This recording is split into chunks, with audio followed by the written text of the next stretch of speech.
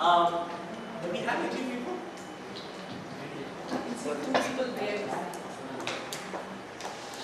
Sarak and Vic. So, this is what we're going to be doing, and I know you're going to hate me for it because it's going to involve writing, but it is a writing workshop. So, one of the traditionally well-known ways of becoming a writer is by doing some writing.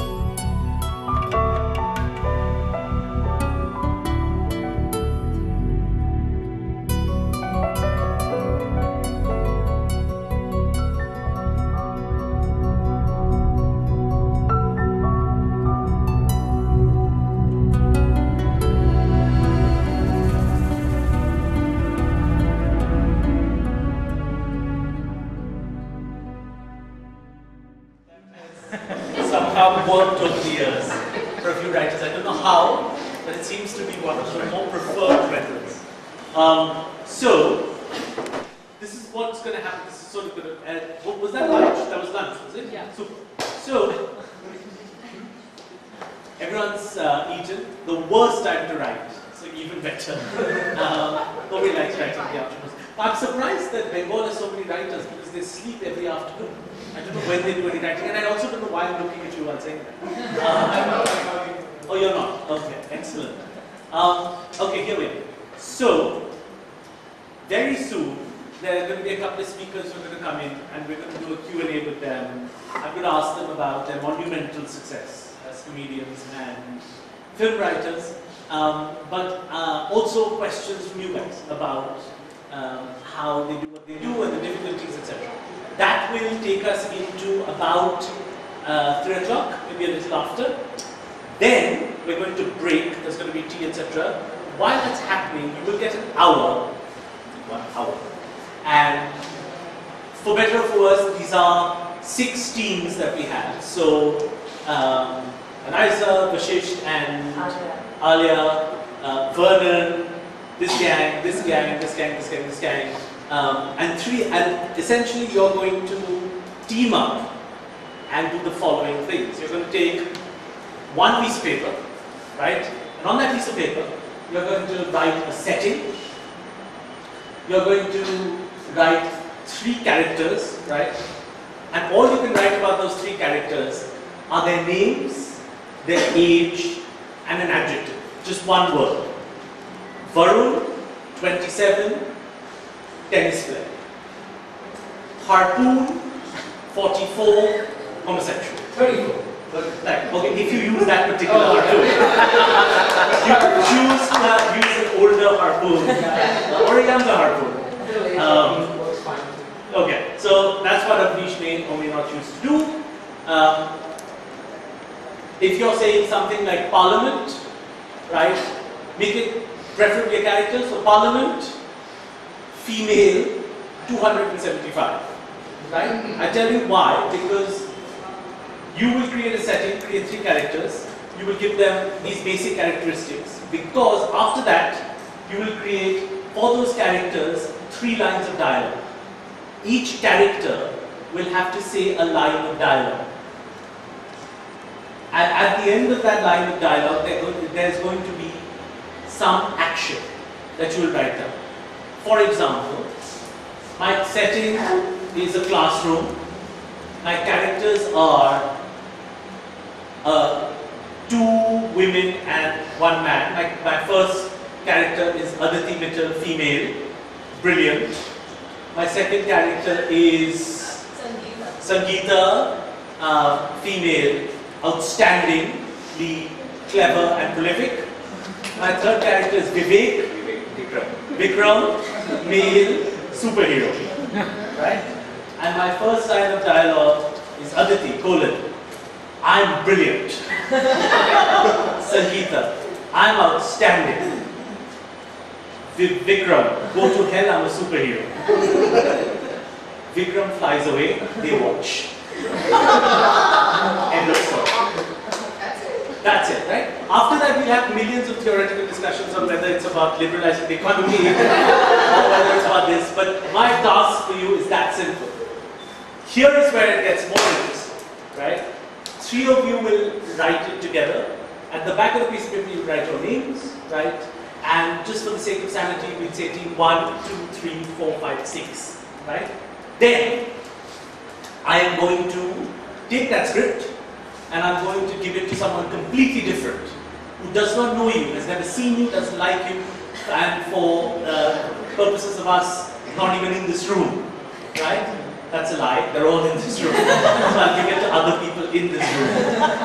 So that's me trying to be excessively clever, and I'm going to shut up about that now. But I will take your script, team 3 script, and give it to team anybody. Those 3 people will just, from the things you've written on that piece of paper, have to figure out and enact it for us, right? And then you will be judged for $1 million. So, no you're not. But basically what's going to happen is someone's going to write it, someone else is going to perform it. So you guys are clever enough to know a couple of things, right? One is, from what we've learned, all the stuff that we've talked about, the more clear and simple your instructions are, the 3 people who pick up, the 3 people who've written it, will know, okay, these are the 3 characters. They will stand here and say, my setting is so-and-so, I am playing Aditi, I am playing, so let's say if I give a script with 2 women and 1 man to 3 men, which I think I'm going to, Sunil will stand and say, I'm Aditi Mitchell, I am so-and-so, and this is, and then Sarath will say, I'm Sangeeta, I'm outstanding. And then Anisa will probably say, I'm Vikram, I'm a superhero. And then all that's what we'll hear, we'll be told the setting, and then we'll hear 3 lines of dialogue, and one of you, and I walk around the tables, one of you will have to read out what the setting is, and the final action, right? And then we will take from it what is hopefully a whole story. If you want to go further and create a situation with 3 lines of dialogue, even better. If you don't want to create a situation and just create a simple 1 to 3 characters, trust me, there'll be a situation in there automatically that you guys will have, by default, without thinking about it, you will have created.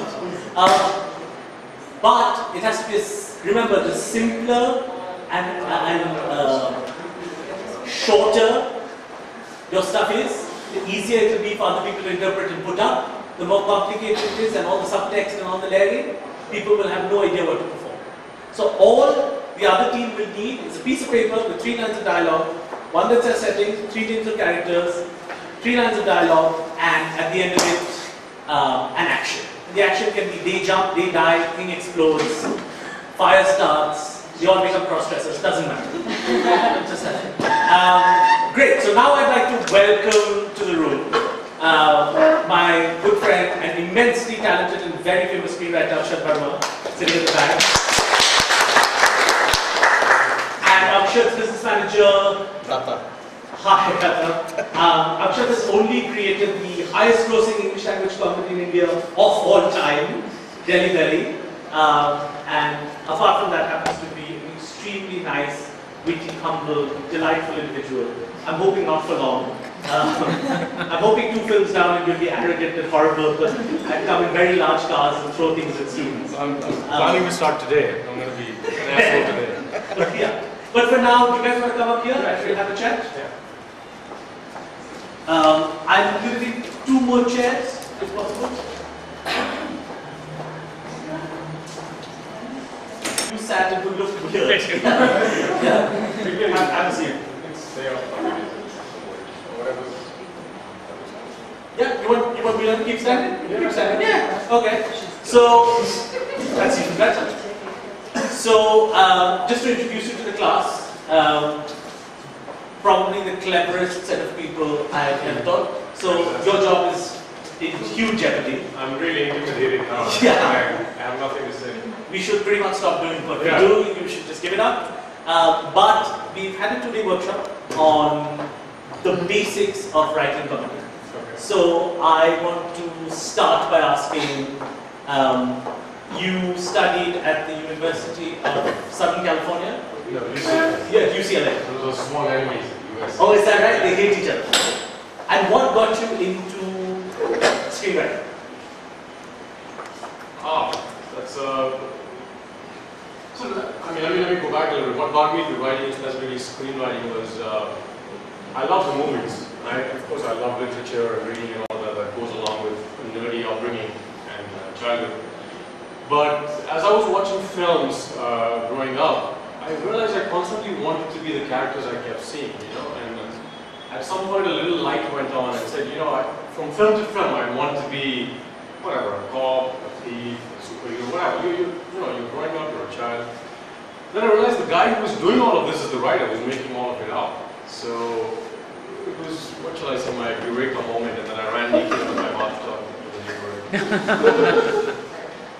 But at that point I realized I wanted to write more than, because I realized quickly that I was being manipulated by someone who was behind the scenes, you know, working the puppets. The person who shows up first of all, before anybody else, and literally does the most work. Anybody who comes afterwards has something to look at, or even to disparage, to say this is not good enough. You need to have someone who came before and put something down that wasn't good enough. So I personally feel in the whole equation, in the whole creative equation, writers have the biggest balls, pardon my French, but that's where you get bragging rights. You get the right to be the first one. You get to be the person who covers the white page with words. And so it was really egomaniac, I think. That's why I want to be a writer. I want to be the guy who really imagined this. I mean, everybody else dances to our tune. Writers get treated badly everywhere in the world. That's a given. Whether it's Hollywood or whether it's Bollywood, any film industry. And that's, the reason for that is also a little bit complex. It's the way writers' unions in film have worked. It's not anything else. Because novelists and playwrights don't get treated that way. But we do get treated badly. So, but despite that, we are the most powerful people in the business only if you realize it. You don't get paid like the most powerful people. But nobody, not the biggest star in the world, has anything to do unless somebody like you shows up with words on the page. I mean, that's the only property in the business. In film, the only tangible thing, everything else is smoke and mirrors. The only thing is words on the page, and we create that. And I think it's a healthy dose of egomania. It was always good quality. So that's the reason I became writer. Brilliant. So here you are, writing a bunch of stories in California, and you're hit with an idea of 3 reasonably unemployed young men in Delhi, confronted with a particularly disturbing and lethal gangster from whom certain things have been taken away. Where did it start? What hit you about it? What began it? The bizarre thing about was I was writing. I was in a very American environment, and I realized growing up, I used to think I wasn't. Well, I mean, and I imagine all of you feel this way. All writers feel like misfits in the world there, and that's why they begin writing, trying to understand the world, by putting it down. And I felt like a misfit here, and I felt, oh, perhaps if I went to America, I would fit in more. And I had, of course, a huge surprise coming there, because I was as much of a misfit there. So you realize there's no place to go. You're just a misfit on the planet, so just get used to it. You can't run away from it. Once you embrace it, and I had no other way to approach it, because I was in a foreign country, surrounded in a workshop with people who were foreigners. I mean, these were not people who had backgrounds that connected to things we talked about. And in those situations, I realized quickly I also didn't have anything about America to write about. The only thing I could write about was a world I knew well enough, which was India, which was my upbringing, which was my city where I came from. And some writers take a long time to come to this, and some writers save themselves time and do it immediately. But the closer you go back to where you come from and a world you understand and a world you know, the more you can write stuff other people can't, because you have insights that nobody else has. At the end of the day, that's what it is, really. Everything has been done, everything has been repeated. How do you bring a fresh lens of looking at a world that everyone has looked at so many times? So, in this workshop, it really became a matter of not modifying the film, not writing something that the Americans could understand, but almost go even further and say, I'll write something they don't get at all. What I get, but will be authentic to me. And that's how sort of really, how Delhi Belly began. And of course, the film itself began from a visual, that foot sticking to the ceiling was the first thing that came to me. And then the rest was just literally spinning a yarn, just imagining whatever. Great, so you started with the image of the leg of a Bharatanatyam dancer coming through a floor, yeah. And you're like, there's something here. Yeah. Outstanding, outstanding. So what there is for that 700,000-800,000 crores by the end of it, from one image, right? And I don't think people realize, as you just explained, that ultimately the dream factory starts with the dream, that it ultimately starts with something that then fragments. So, to explain that more, from that image to what came out last July, how many drafts? How many? 17 drafts. 17 drafts. Right. But I don't know what your process is, Paul, but I mean, for me, the first draft usually 3 months, and then the next couple drafts are pretty substantial because you're sort of getting structure in place. But I tend to label every time I change something as a new draft. So I would say there were 3 substantial drafts, and then every time I was tweaking dialogue or doing dialogue polish, or you're tracking a character to see if there's consistency in dialogue, that would all be a new draft as well. So to say 17 drafts again is in some ways a misnomer, but it's not. So I would say 5-7 solid drafts to get structure and everything down, and then cleanups all the way. So. Fantastic. And just for this audience, and none of us know this, but anything that got left in your computer or on the editing table that you would have liked in there? There were a few bits which were deemed too rude. Do you want to tell us? You're in a small room in South Bombay. Nothing's too rude here. No, there was something with pubic hair involved which people were a little upset about. So, like, we can't do pubic hair. We can do shit, but we can't do pubic hair. Okay. And you can't argue with honor. But that was, and there was some stuff that was left because of pacing.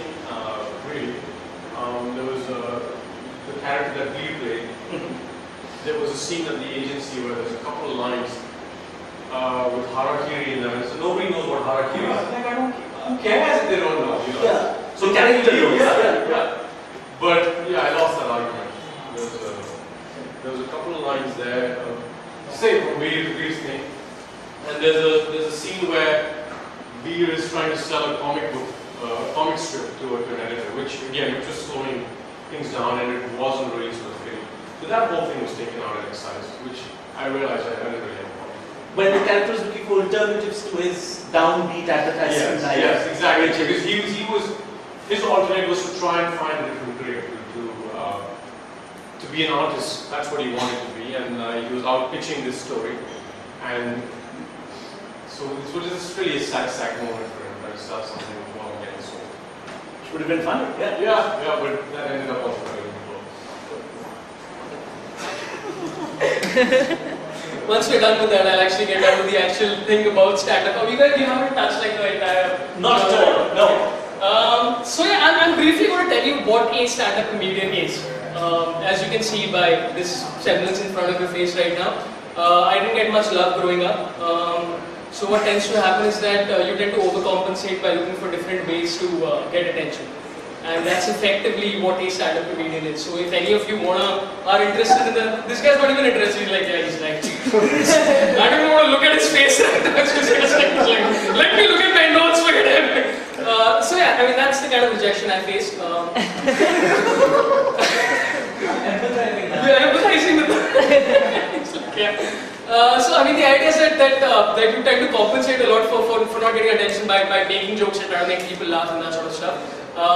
Which is why you find that a bunch of like majority of people who do stand up are men, because I mean, yeah, women don't face as much rejection as us.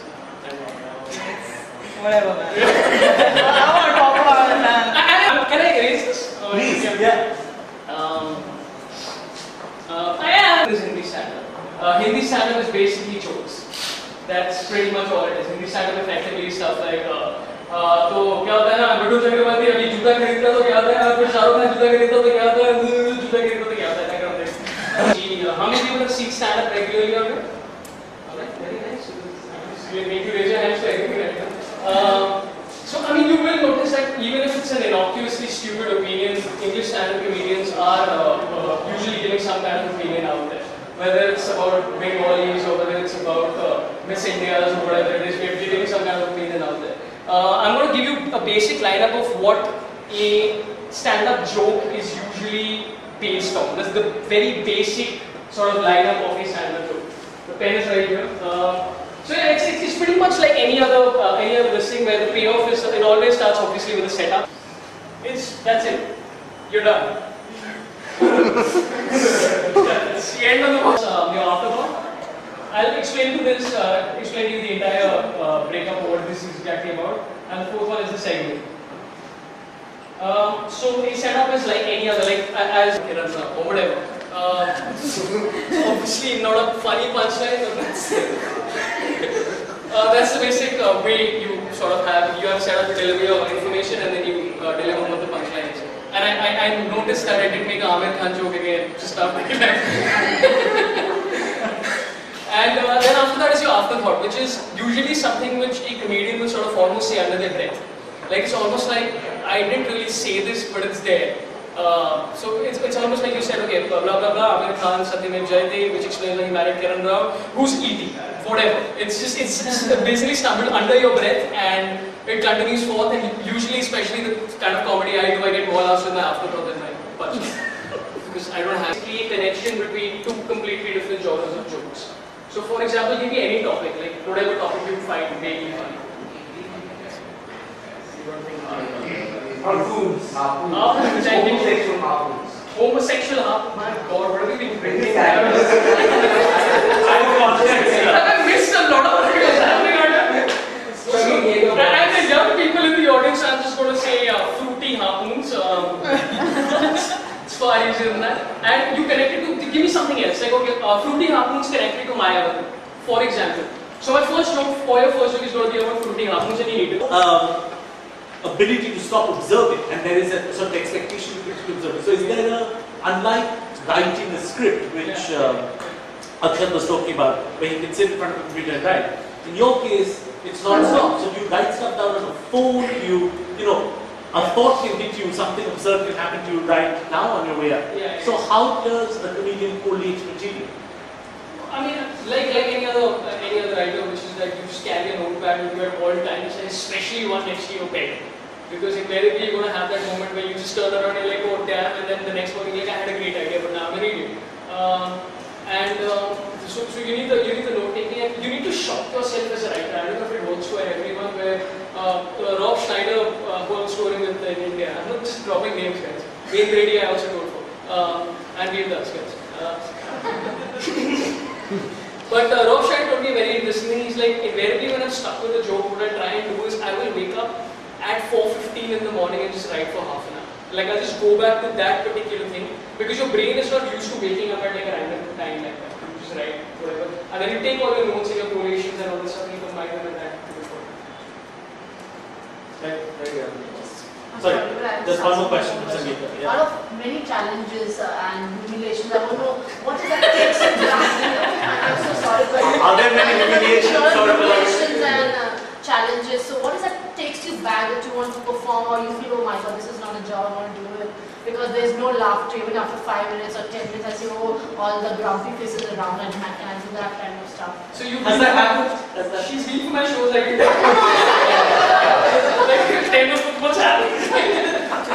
It happens invariably. Like, so there are about 3 kinds of shows which you do as a comedian. One is the corporate ones, which usually are just like, you're just like, give me my check, please, just give me my, I want to leave. And the other is like stuff like your comedy stores, which is like, it's just the best place to be. And then there's colleges which are even almost better than corporate, than comedy stores. Yeah. So I mean, every time you're doing a good set, like so for example, like a place like NCPA, the Tata Theatre. The first time I ever realized I wanted to be a comedian was I had been struggling. I had like 10 complete disasters, and he was still like, you can still do this. So he's awesome that way. And then I did an NCPA show where I did 5 minutes, and there was a wave of laughter coming at you, and you're like, whoa. So that's like a goosebumpy moment, and that tends to happen a lot recently, and that's what sort of makes it all worth it. Like if you ever get into stand-up comedy, and if you do it on a regular basis, you're invariably going to realize that we're the only people who want people to laugh at us. I mean, what person wants to do that? I remember in one of the interviews, Jim Carrey also told that he was as a very I'm rooting for him also. I mean, like at the outset of his career, I mean, like he had to go through some bouts of failure. Yeah. People used to really reject him, and then finally he worked upon himself, worked upon his scripts terribly, and then he rose to the place where he is now. Yeah. So I guess like everyone who aspires to be a stand-up comedian or to be a comic writer has to, and like should be prepared, mentally prepared that some kind of a failure he will have to face before he gets that recognition. But that's true with every single career, right? Like even if you're a film writer and you go start pitching your scripts to people, or if you're an actor and you audition numerous times. I got rejected like as an actor. I was trying to be a model because I thought I was like tolerable looking, which I realized much later I wasn't. I did like 110 auditions, and that didn't really, I mean, you know what I'm saying? So like Ben Stiller had a very interesting thing to say where apparently Stiller, before he made Reality Bites, which is the movie that really made him, he was shooting a hell of a lot of pilots for TV. He apparently shot 43 pilots before he finally got one accepted, which is what it is, right? I mean, if you're any creative person, you can't be like, the first time I pop into the world, people are going to love me. That's never going to happen, and especially in stand-up. It's very, very rare for you to have like the first 10 times you're on stage, it's invariably a disaster. I don't know if you faced that. I remember somebody like, I was very jealous of Anubhav because somebody like, this Anubhav guy, man, first time I saw him on stage, man, he killed it. I'm like, what? How dare he? But it's like Lenny Bruce line, right? That I think that comedians work extremely hard to make it look like they just showed up and are having a conversation. Yeah. So it's sort of like it's that. And you get to do that spectacularly well. Like I remember seeing one of your shows, and like that's just so good. And I think I don't know who said this book, but it's like comedians are people who decide when they want you to laugh at them. Like I will write a joke down and I'll tell you that okay, not this bit here. That's so because we've been laughed at and mocked quite a lot in our lives. It's all in the next book. I'll give it away. Yeah. So, any more questions? Sorry, thank you so much for coming here. Taking all this time in acting in it, and hopefully you won't bugger it up for your friends and colleagues. I'm going to reverse the order. I'm going to start with team 1, which would be those guys.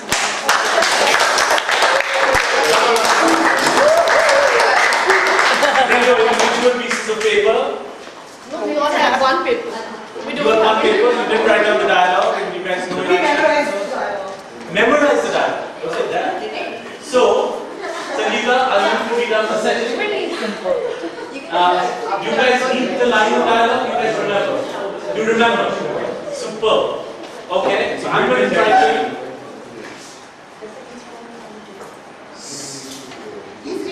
I'm going to read out. You guys read the script alone? No. These are the sorts of actors you want to hire. Most Bollywood actors don't know their lines after the film is finished. And you know your lines before. This is our setting. Our setting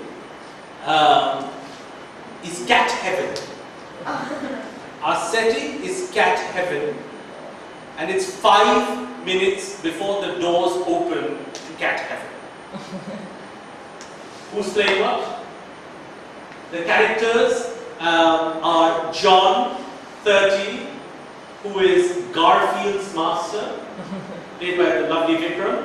Garfield, the comic character, as himself, but dead after his 9th life, played beautifully by Sangeeta.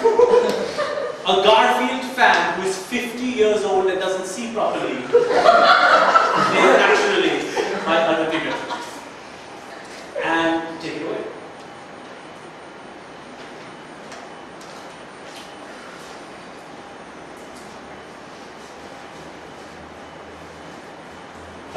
I'm John from Garfield's comic strip. I know you. I'm a fan. By the way, do you know how much Garfield hates being petted? A lot. Welcome, people, to the cat's world. Your palm shall now turn to paws. You don't get to speak here. I do all the talking. There's something for you, man. Okay, and there's something for you. Yes. Yeah, that's cool. I see. Excellent.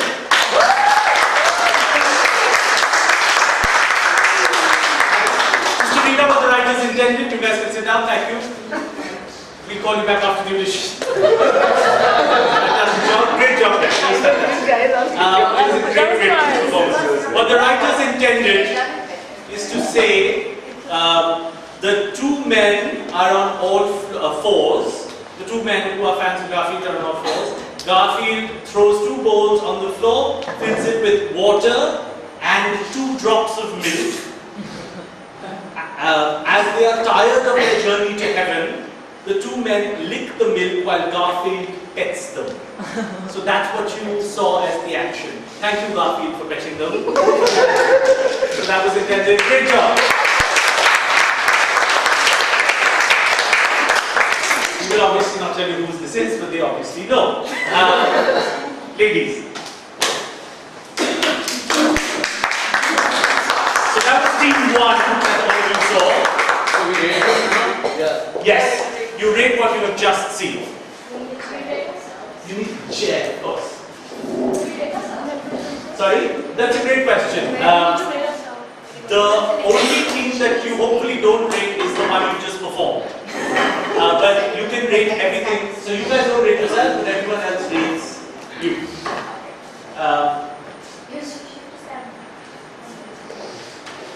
Right. Are we rating the performance? Out of 10, you're rating whatever you have just seen. We'll come to the script in a bit. You are rating what you have just seen. Overall, out of 10, what did you think of what you just saw? That's all. And we'll call that the audience choice.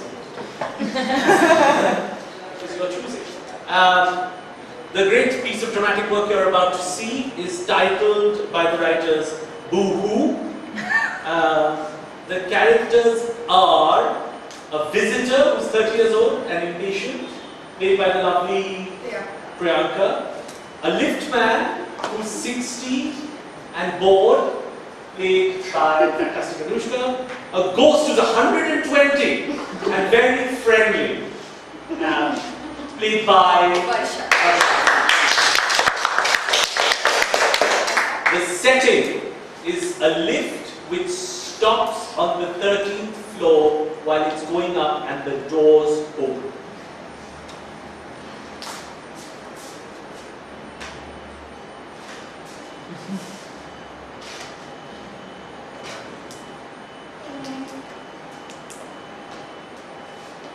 Why did we stop here? I mean, nobody even entered. It's a ghost who lives in the night.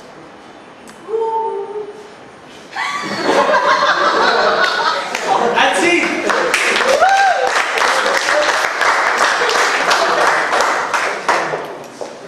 The action given to us is visitor faints and the ghost holds him to stop him from falling. That's what we saw. Great. Next, can we have our performance? Thank you, Avnish, for putting in that extra effort. Some method actor. Yes.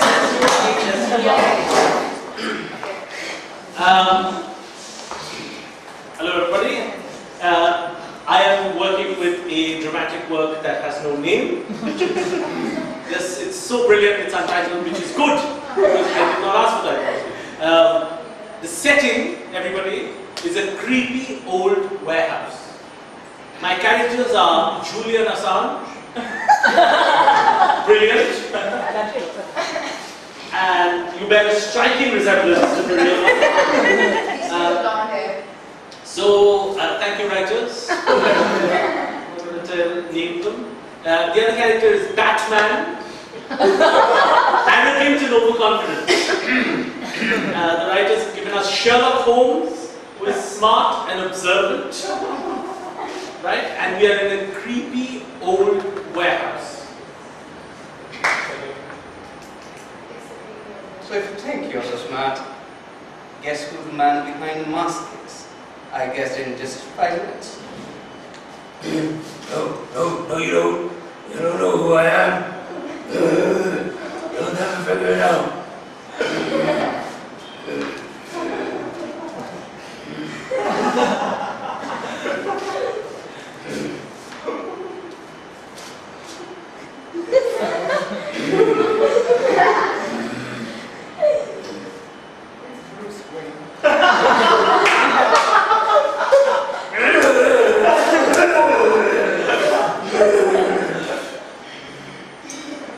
And see, the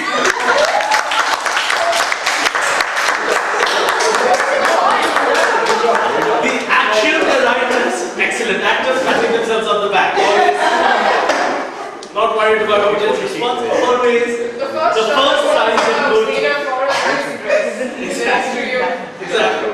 We've had other Sherlock Holmes in women's clothing as well. So it's we're on our way. The action that the writers asked for was as follows, to keep in mind while you're judging. Sherlock walks out, Assange shrugs, Batman stomps in anger, in parentheses, stomps as though whining, it's not fair. I think the actors did a credible job of that. Right, my 3 fine people over here.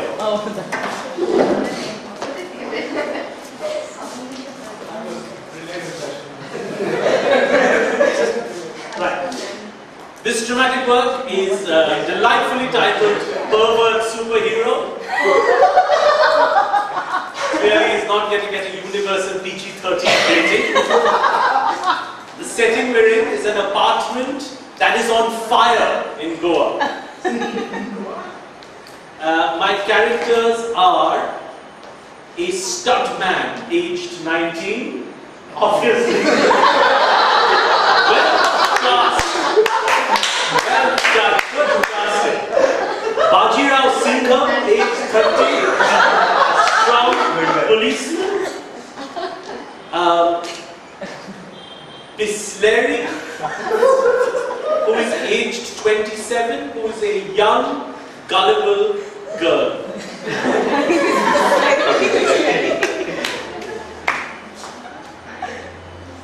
Take it away.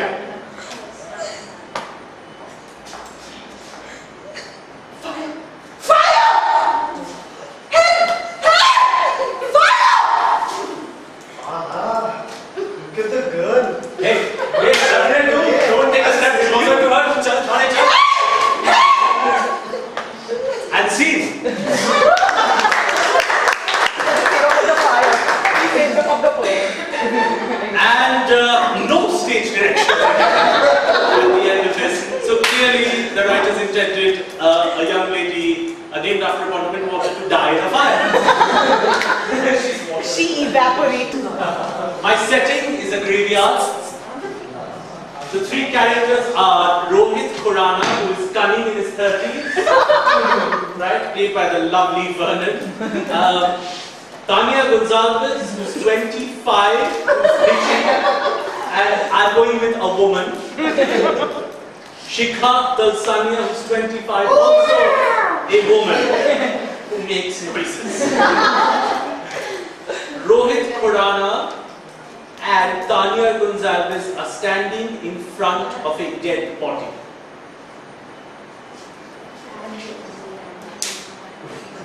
So now we can be together. Oh, but there's blood all over my dress. But it's alright, we have no money now.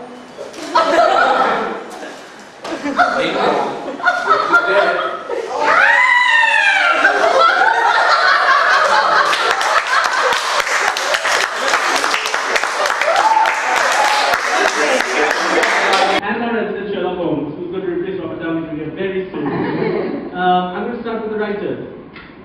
What? What inspired those two? We wanted to do something like, Julius Assange and Batman and Sherlock Holmes, and we sort of combined them together. Good call. We wanted 3 characters. We wanted one person, like we One real person and 2 fictional characters. And since the Batman thing is going around. Yeah. I see. So yes. And were you happy with the performance? Were you happy? It was really good. It was really good. It was good. It was exactly as you guys saw these 3 characters, right? Your piece ended with now you guys have written in Sherlock Holmes looks, right, and says, oh, it's just Bruce Wayne. Yeah. The interpretation, Sherlock Holmes took a while judging Bruce Wayne to figure out it's Bruce Wayne. That was intended. Like he looked him more. With the shirt and And you guys liked that. That was good. I just wanted to do that. To be honest. To review my 6-pack. Welcome to Salman Khan's career. Just comes and does whatever he can write, whatever. He just come and do whatever he wants. Any issues you had with the performance? Super. All writer performances should have this collaboration. Performance, any issues you had with the script? No, we enjoyed it. It was a bit bizarre that the 3 would be together, but No questions, no sort of holes you can figure out, but we had to listen to the voices of our characters to really get into it. So we studied the voice of Julian Assange, I see. listened to his accent, and studied the voice of Batman. I see. We put a lot of work into it. And, It shows. and what's the answer when you're not pulling my leg?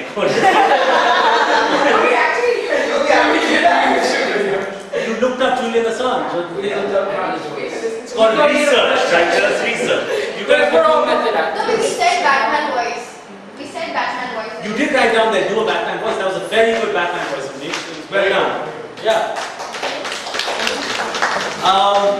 Right. The last team, Team 6, was Avnish, Tehseen, Aparna wrote the Subway sandwich sketch. I think that Vashish, your chicken breast is the definitive chicken breast. I never want to see another piece of chicken in films or television that is not as good as you. So you guys were making a sandwich. What was Biggest question. I just wanted something that looked visually hilarious, and the idea of 3 people lying on top of each other in the middle of this classroom sounded hilarious. Right. So It's an unfinished sandwich. Yeah, but I just needed 3 things that could lie on top of each other, and I thought a sandwich. Okay, what 3 parts of a sandwich? So I just did bread, cheese, and a young breast. Right. Chicken breast. You can phrase that differently. Exactly. Members of the audience, was that pretty clear? It was pretty clear. Yes. Yeah. There was no conflict there. No one said I disagree with that. What happened? Like, what happened? They lie on top of each other. That's They that. assembled the sandwich together. They just declare who they are. It's Staglet. You will get the sandwich with a live chicken. They had a lot of faith in the actors, so they left stage direction very open for analysis. Fantastic. You guys all come from Yale Grammar School. See, these answers seem way more academic. We just saw a sandwich. We did not see Oedipus. So you just want to see the details, and all the other writers agreed with that, and that's what was. Actors, in the playing of it, no issues. No. We had several issues. He wanted to be the cheese, but we wanted them to be the young breast because of the resemblance. Not that. So there were disagreements over who would play what part. Welcome to the real Not world. only that, I mean, what lie on top? Yeah, I wish you did. Are we some sort of aerobic people or something? Look at this. So a writer has written in. Were you not satisfied with the enacting? Are we swimmers or something? One on top of each other? Swimmers don't lie on top of one another. So, let's try to understand this debate. So you're saying it's a very interesting debate. So, always it's about a sandwich, and it can be extrapolated to anything that people are playing, right? I was reading somewhere, someone, I think Michael Caine, Anthony Hopkins, there was that famous marathon man rhyme, right? Where Laurence Olivier, stage actor for many, many years, meets Dustin Hoffman, and they're Marathon Man, and Marathon Man is about a man who runs the marathon. and Dustin Hoffman has just finished running 3 miles and meets Laurence Olivier and says, you know, I've been preparing for this movie, I've been running the marathon, I just ran 3 miles. And Laurence Olivier says, just next time, try acting.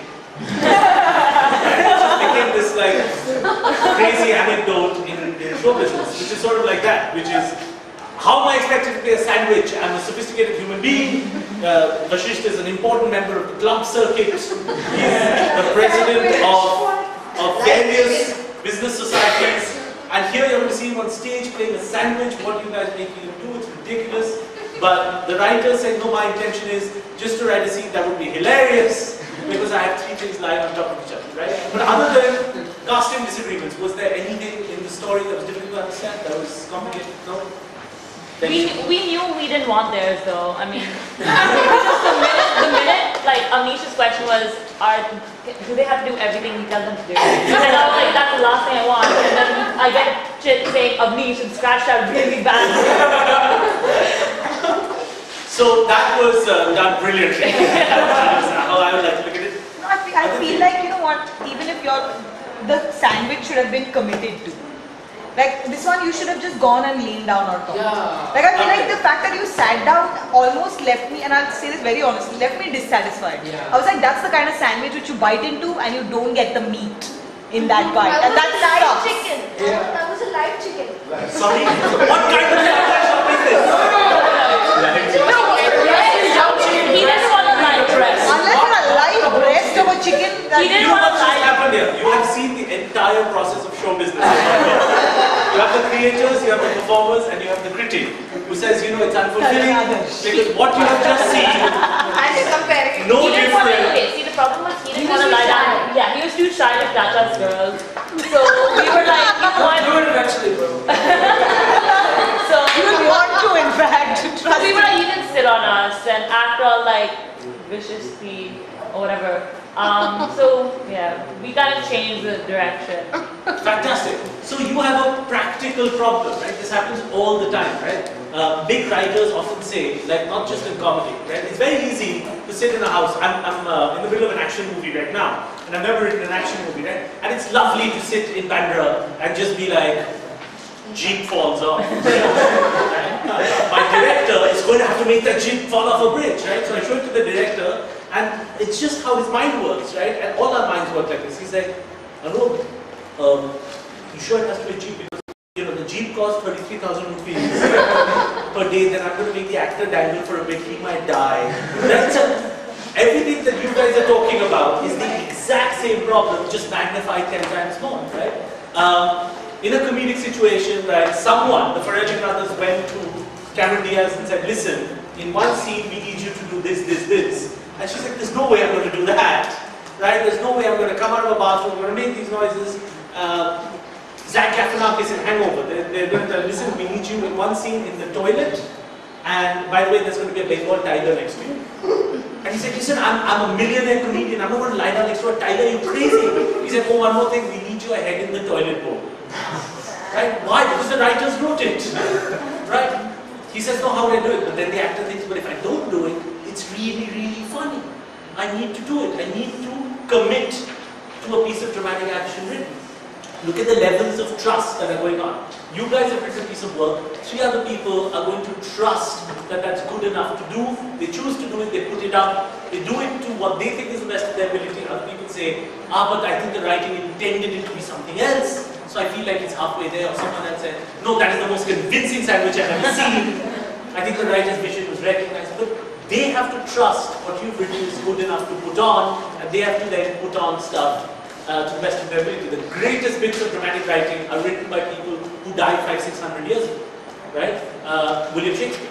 Right? The reason people still keep doing William Shakespeare, I don't think Ray Fine wakes up every day, or Vijay Tendulkar, or whatever, great pieces of writing. I don't think actors get up every day and say, you know, I don't really trust, what is this Hamlet, I don't trust it. I don't like, they can't say that, right? They have to believe in the text, they have to believe that what that guy was doing in his room, he knew what he was doing. He went through his 17, 18, 20 drafts to figure it out. So there has to be an implied trust in this process. There's, of course, along this way, lots of additions, deletions, adjustments that you guys are doing, right? They're dropping something, these people are adding something, graveyard is doing something, but they're all helping the final work that comes up, right? But ultimately, from a piece of paper that you guys had less than an hour ago, you have created 6 different worlds and 6 different stories, right? Which can all go in different places. That sandwich story can go on a plate, that plate can go to a murderer, that murderer can be in a graveyard, right? Where there might be a cat that's out dining. I don't know, but you have created 6 different worlds out of nothing, out of thin air, right? People can make lots of money, people can buy fancy cars. I don't think a lot of people can leave on a Sunday night saying, I have 6 different worlds that weren't there. And I think that's kind of satisfying. I think that is kind of what makes all these people that you heard earlier get up and do what they do. So great, I'll answer some questions, any questions, and at the end of it we just give out some random arbitrary awards based on absolutely nothing. And you feel free to disagree with me and so on. But we'll keep the last 15 minutes to any questions that you guys have about anything. We did.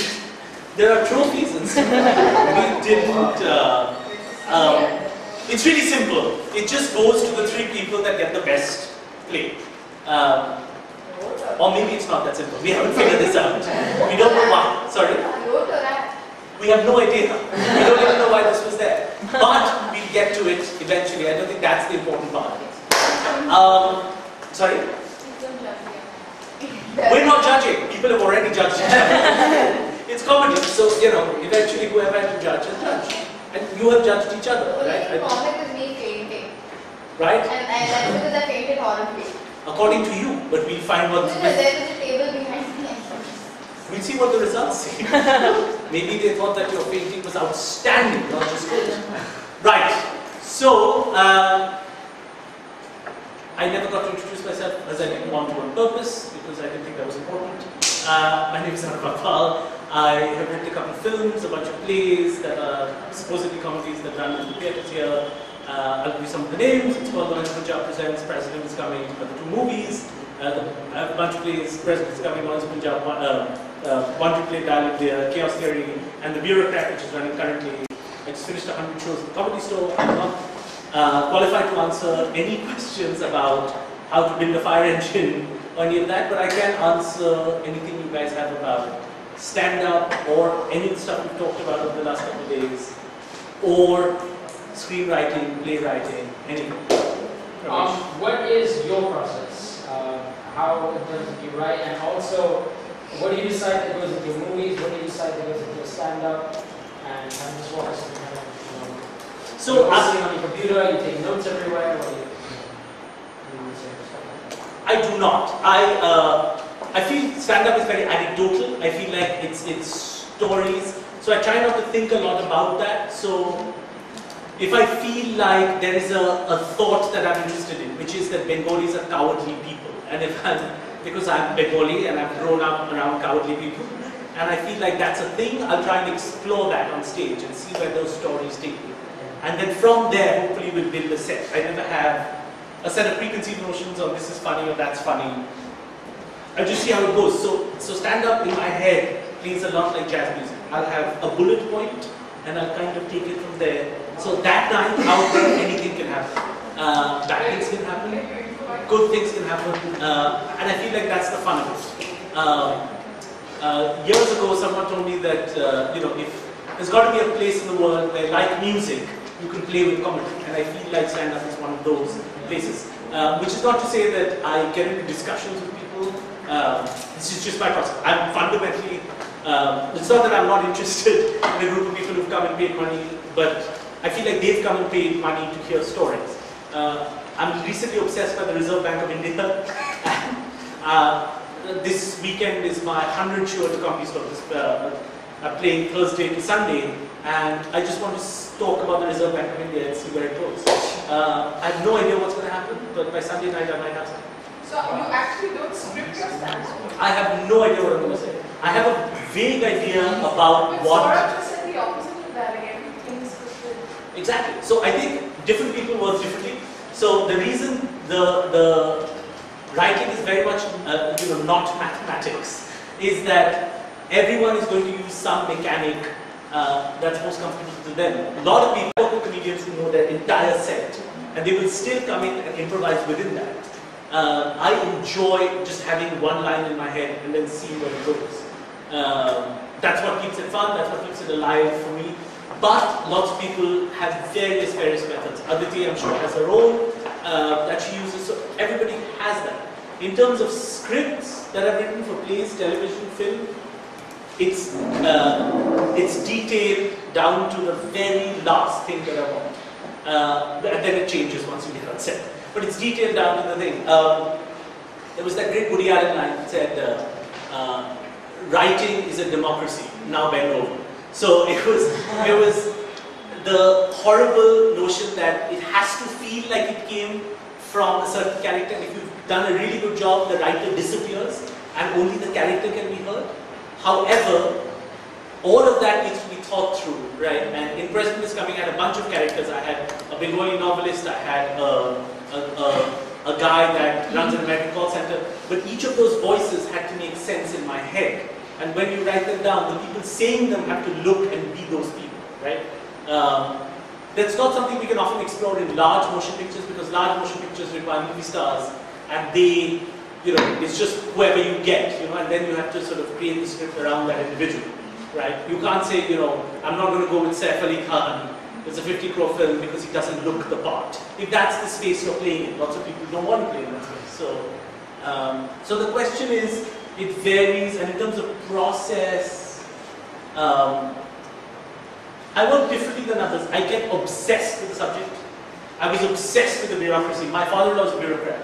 And I was obsessed with a certain period in India where people wore safari suits and sprayed Drakkar Noir and drank Jack Daniels. But they didn't really. They drank Black Label and made all the policies, and the rest of us had to follow it. And I love that character. And what if that character had to sort of come in contact with Twitter India? And what would that clash be like? Sort of very bright. New India is also very, very bright, right? And so I was obsessed with that for a while, and I couldn't finish till I got that out of my system. Once you get that draft out, then you tweak, chop, change. But I don't write every day because I don't know that much. You don't write anything? Do you have a particular time that you work, or a particular area? Do you sit at home all the time? Do you take a trip over to write? I've written all over the place. I don't work well in public. Okay. I get distracted very easily. Lots of people get writing workshops. I can't. I'm annoyed in those places because it's like, hi, how are you? Like whatever, like there's people talking around you all the time. So I work at home. Yeah. Which, in living in Bombay, that's also not the quietest place in the world. But it's quieter than being outside. And do you jump around from scripts? So if you're working on something now and an idea pops in your head, you start writing that and then come back to this? I can't. I'm not able to do that till I can finish something and then start something new. But others can. Lots of people can do 3 or 4 things at the same time, and that's quite fantastic. What about discipline? Sorry, I have none. Discipline in that, once I get started on something, I definitely want to finish it. So, discipline is a tough question. If you're saying, do I work every day? I do more or less by default, but it's not like I write stuff when I don't have anything to say about a subject. But when I do, I try to research as much as I can. Like the bureaucracy took me to Delhi a bunch of times. I spent a bunch of time in the Information Broadcasting Ministry. I went to India International Center. I hung out with a bunch of bureaucrats. I tried to do the Borat thing and disappear and see how they speak. My favorite lesson from the entire bureaucracy was when you go to someone's house, right, and they're of a certain age in India, they'll say, instead of what will you have, they'll say, what will you take? Right? And they always point to whiskey. They always know you mean whiskey. And they're like, what will you take out of it? So I said, I'll take the whiskey. So there are little things like that. Like I love observing quirks, and I steal and use them. So, how far have you gone in any project that you've started so far? How far have you gone before, and have you ever realized, oh crap, I don't want to do this, or this is not going anywhere? Has that ever happened to you, or have you plowed through every single time to come up with something?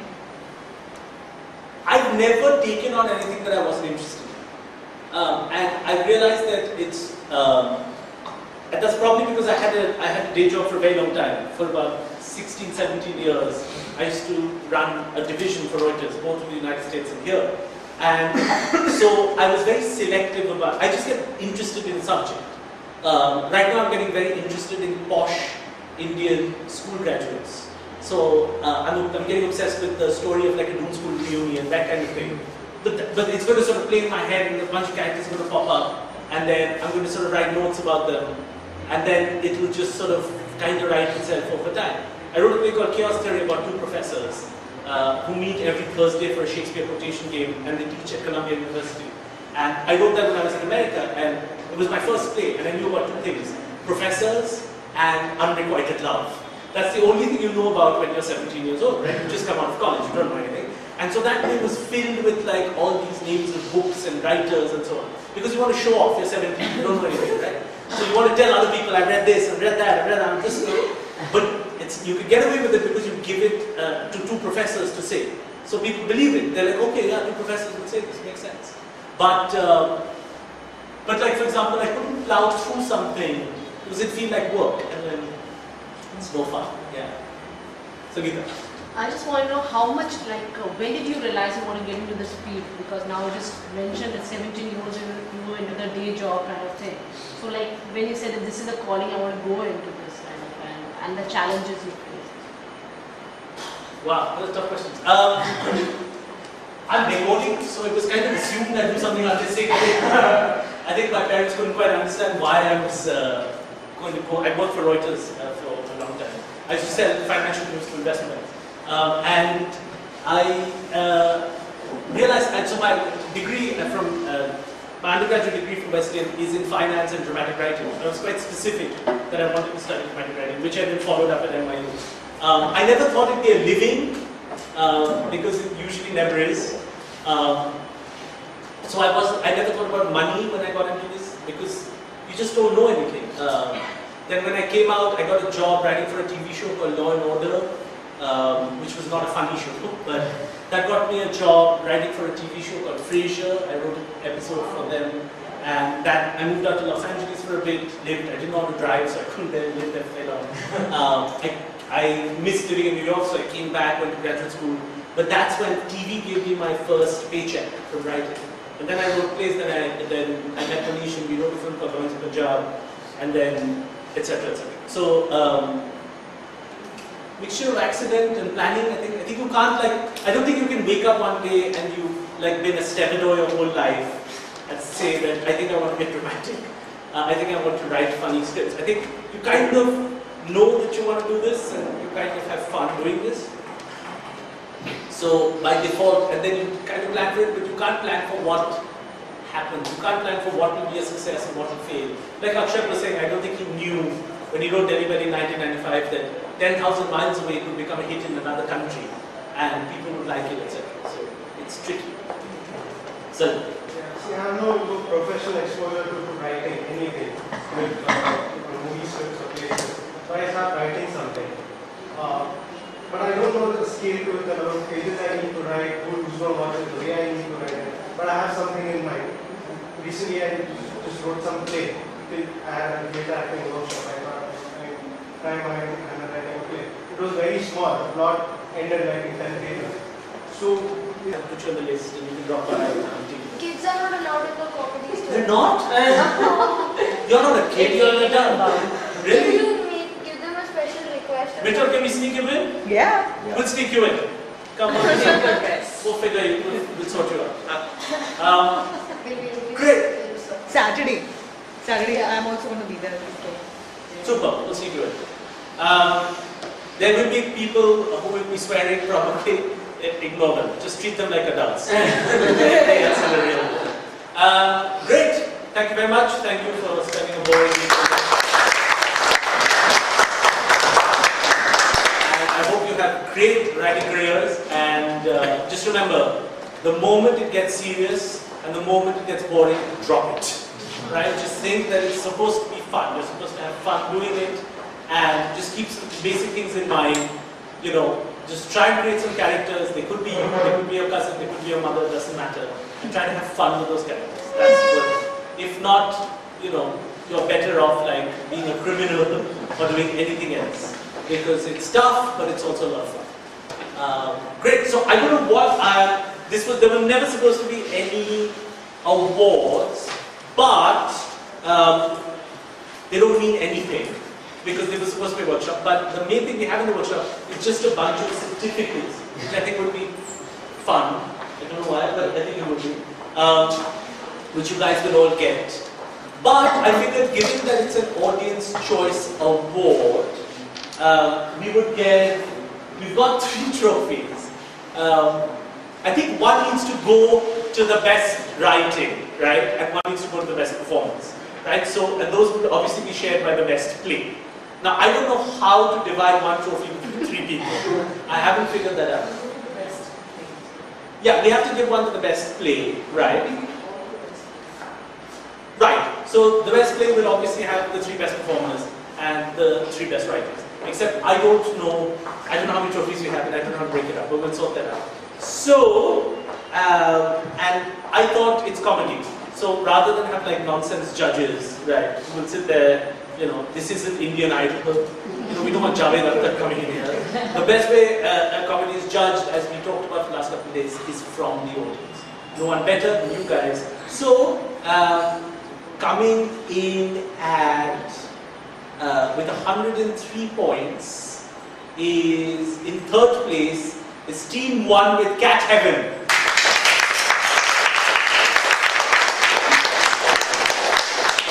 And the writers of Cat Heaven are and the performers of Cat Heaven are, look at that, super. So coming in at, anyway, I'll announce these. Coming in at, and this is all scored by all you guys, coming in at 2nd place with 111 points is Team 5 with Graveyard.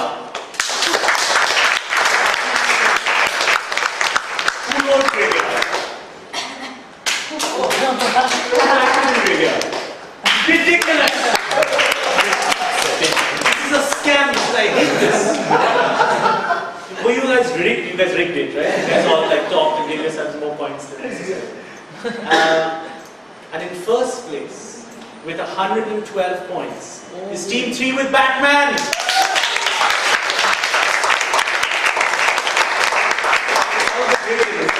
That was superb. Yes. You go to Batman, right? Yeah. Wait, so yeah. Everybody gets it, I think, right? Actors get it, okay. So, and the actors of Batman are. So, well done, writers of Batman. Sorry? No, the writers get the prize. The writers get a trophy, the actors get a trophy. This is a writing workshop. Do we have enough trophies? Do we have enough trophies? No, we'll give it to them because the writing workshop. Fair enough, so the writers get.